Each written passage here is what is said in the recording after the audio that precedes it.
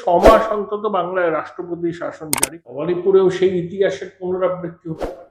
আরে তৃণমূল যে ভয় পেয়েছে তার প্রমাণ হচ্ছে শুভেন্দু অধিকারী। বিজেপি ক্ষমতায় আসলে শুভেন্দু অধিকারী ছাড়া কেউ মুখ্যমন্ত্রী হতে পারে না, কারণ যে ওইখানে রাষ্ট্রপতি শাসন, যতক্ষণ না রাষ্ট্রপতি শাসন জারি হবে ততক্ষণ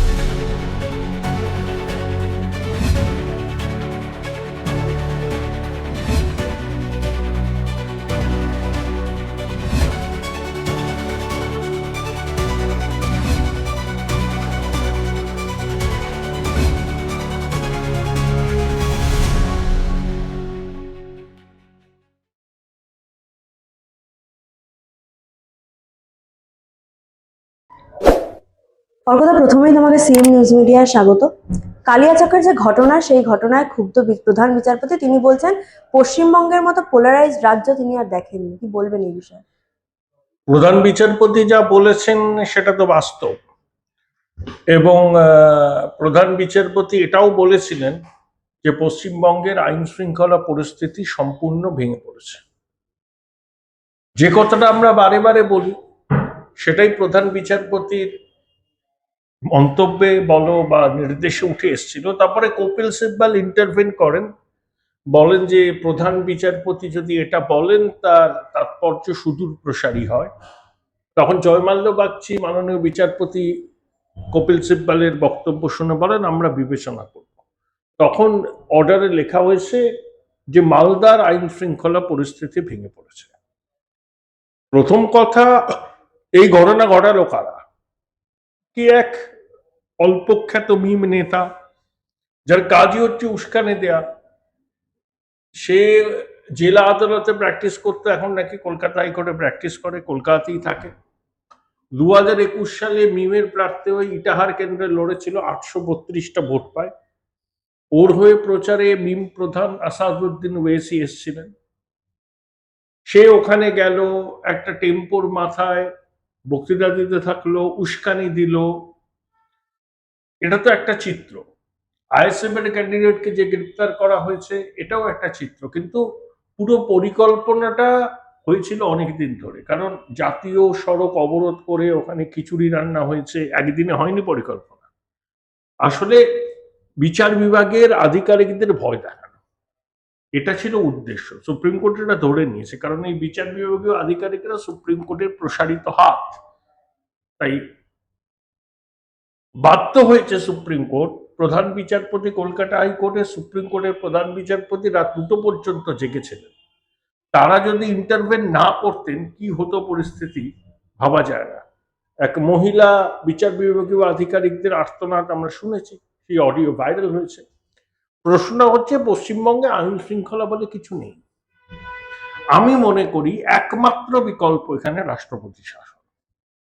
যতক্ষণ না রাষ্ট্রপতি শাসন জারি হবে ততক্ষণ কোনো অবস্থাতেই এখানে গণতন্ত্রের উৎসব যেটা নির্বাচন সেটা সঠিকভাবে হবে না।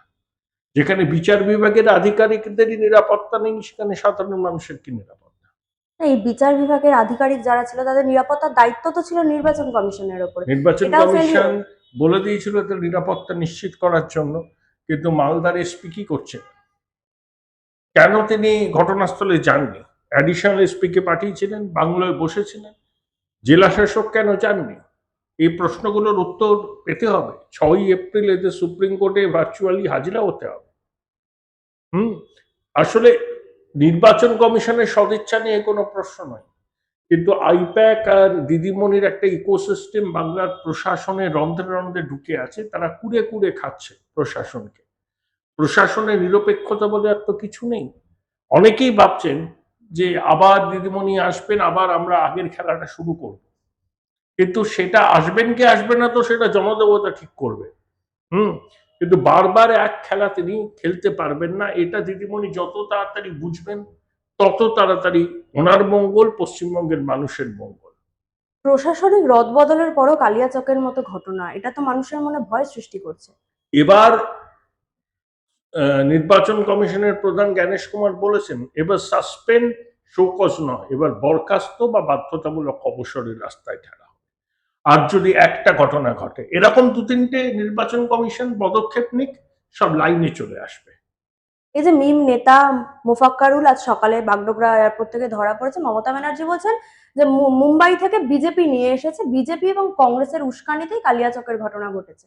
দিদিমণি তো উস্কানি দিচ্ছেন, মাতৃশক্তিকে বলছেন হাতাকুন্তি নিয়ে নেমে কেন্দ্রীয় বাহিনীর বিরুদ্ধে প্রতিরোধ গড়ে তোলো।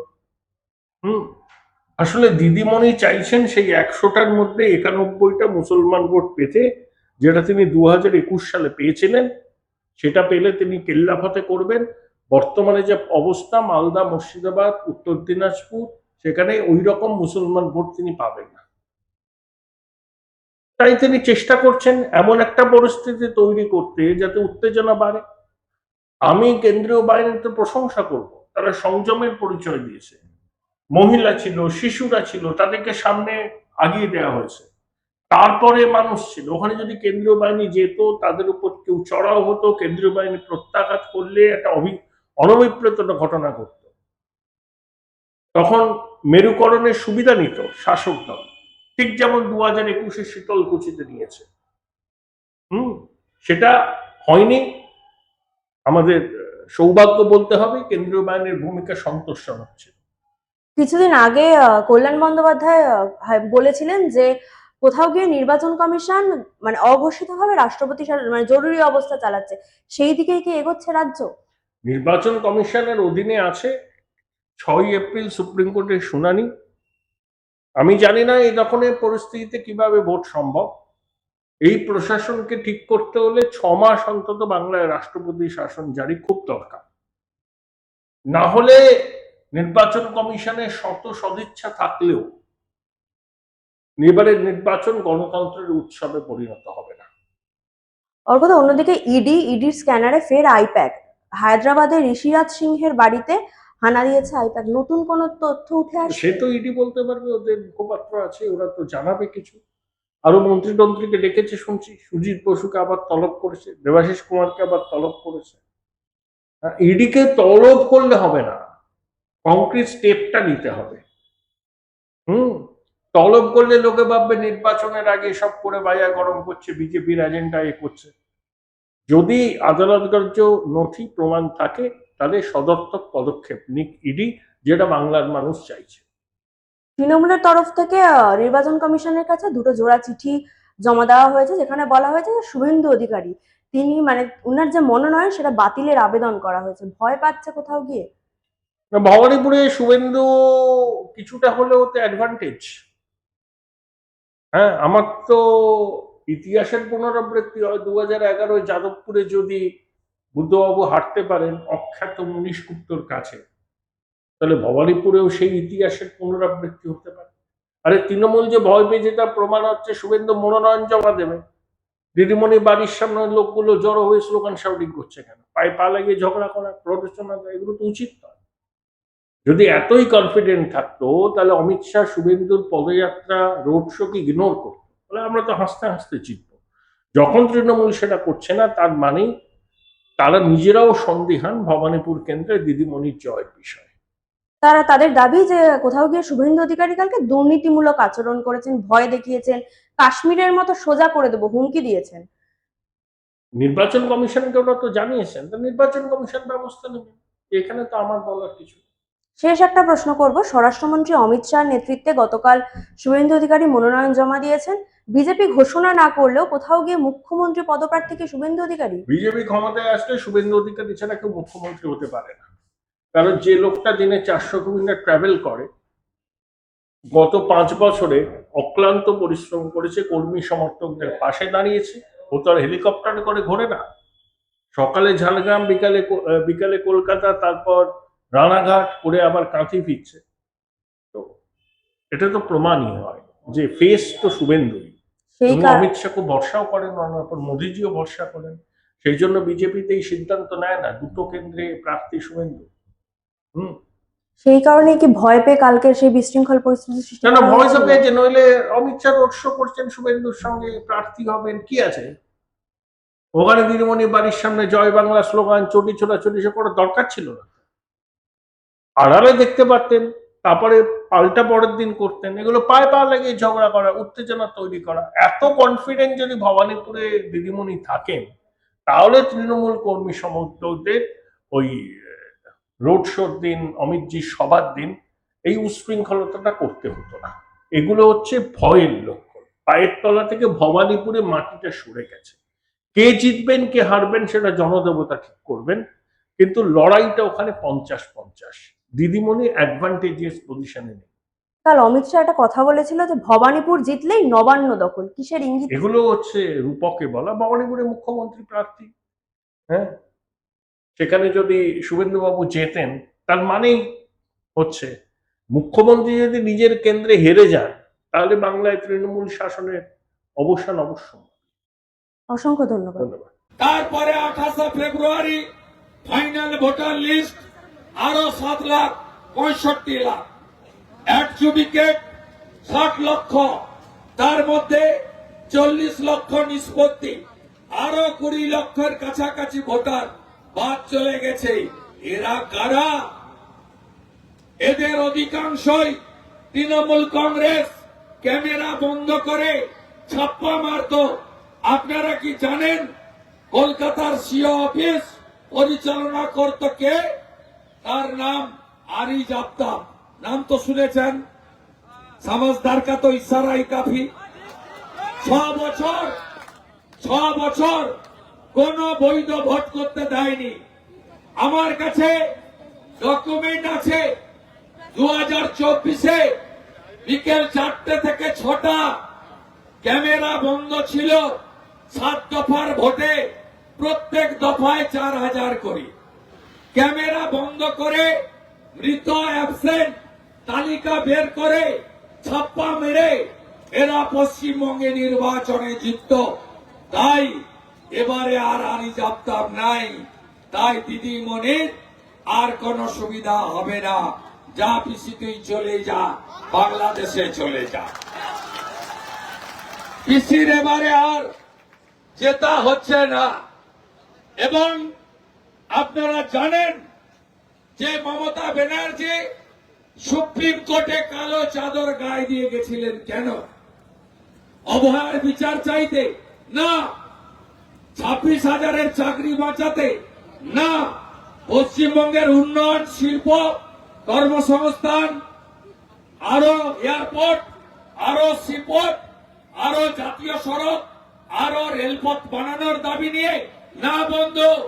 তিনি গেছিলেন বাংলাদেশি মুসলিম অবৈধ অনুপ্রবেশকারী রোহিঙ্গাদের ভোটার তালিকায় নাম তুলতে। আমাদের সঙ্গে কোন ভারতীয় মুসলমানের বিরোধ নেই। তারা ভোট দেন না অন্য কথা। মোদীজি তাদের সব পরিষেবা দেন। কোভিডের ইঞ্জেকশন, রেশন সব পান তারা। তারা ভারতীয়। তাদের নাম ভোটার তালিকায় থাকুক, আমরা চাই। কিন্তু মমতা ব্যানার্জি লড়াই করতে গেছিলেন বাংলাদেশি অবৈধ মুসলিম অনুপ্রবেশকারীদের বাঁচাতে। তাই এই নির্বাচনে আপনাদের প্রথমেই বলেছি বিজেপি আসছে। দ্বিতীয় আরেকটা কথা আপনাদের আমি দিতে পারি। বিশ্বাস করেন তো মেদিনীপুরের ছেলেকে 64,000 মুসলমান ভোট ছিল নন্দীগ্রামে। আমার হাতে একটা মাত্র পঞ্চায়েত ছিল 17টার মধ্যে। এখন তো আমার 11টা পঞ্চায়েত, 2টা পঞ্চায়েত সমিতি আমার হাতে, 29টা সমবায় আমি জিতেছি। নন্দীগ্রামে আমাকে হারাতে এসেছিল, বলেছিল আমার ছোট বোন নন্দীগ্রাম। উদ্দেশ্য ছিল মেদিনীপুরের এই ভূমিপুত্র সন্তানকে পরাজিত করে রাজনৈতিক নির্বাসনে পাঠানো। ওদের নেতারা বলেছিল কে শুভেন্দু হরিদাস, পিছনে মমতার ছবি আছে তাই শুভেন্দু আছে। মমতা ব্যানার্জির ছবি সরিয়ে নিলে শুভেন্দুর সামনে ফাঁকা চেয়ার পড়ে থাকবে, শুভেন্দু একা বক্তৃতা করবে। আমাকে হারাতে এসেছিল, আপনাদের আশীর্বাদে আমি 1956 ভোটে হারিয়ে বাড়ি পাঠিয়ে দিয়েছিলাম। আমি আজকে আপনাদের বলি, বিজেপির কেন্দ্রীয় নেতৃত্ব আমাকে ভরসা রেখে নন্দীগ্রাম ধরে রেখে ভবানীপুর থেকে মমতা ব্যানার্জিকে দ্বিতীয়বার হারানোর দায়িত্ব দিয়েছে। আমি হারাবো হারাবো হারাবো এই কথা আমি আপনাদের কাছে দিতে পারি। নারায়ণগড়টা দেবেন তো আপনারা? গতবারেই দিয়ে দিয়েছিলেন। নারায়ণগড়ে যদি বিজেপি তার পরিবার ঠিক থাকে, কত ভোট ওদের কাছ থেকে আসবে আপনি চিন্তা করতে পারবেন না। সকাল থেকে রাত্রে নারায়ণগড়ের তৃণমূল নেতারা বলছে আপনারা আরো স্পিড বাড়ান, আরো মিছিল বাড়ান, আরো সভা বাড়ান, প্রার্থীকে আরো গ্রামে গ্রামে ঘুরতে বলুন। আমরা আপনাদের যা ভোট আছে আরো 20,000 ভোট আমরা দেব, আপনারা নিশ্চিন্ত থাকুন, আমরা নারায়ণগড় আপনাদেরকে দেব। তাই ভারতীয় জনতা পার্টি কারোর ভরসায় থাকবেন না, আপনারা নিজেরা সংঘবদ্ধ হন।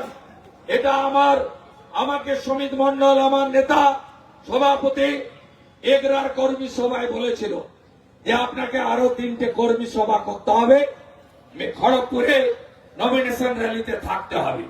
আমি আজকে 2টো করে দিলাম, কালকে খড়গপুরে দিলীপ দা এবং আপনাদের নমিনেশনে থাকবো।